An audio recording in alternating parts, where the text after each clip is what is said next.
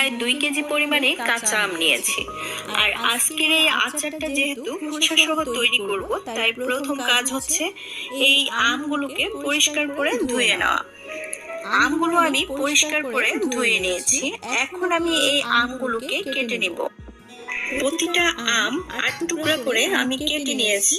আর কেটে নেওয়ার পরে আমগুলোকে আবারও আমি ধুয়ে নিয়েছি।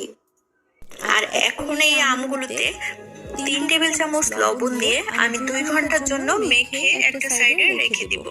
এতে করে আম থেকে অনেকটা পানি বের হয়ে আসবে। আর এভাবে লবণ মাখিয়ে রাখলে এই আচারটা যখন তৈরি করব তখন কিন্তু আমগুলো ভেঙে যাবে না। আমের আচারটা অনেক সুন্দর হবে আর আমের ভেতরেও লবণটা খুব ভালোভাবে ঢুকে যাবে।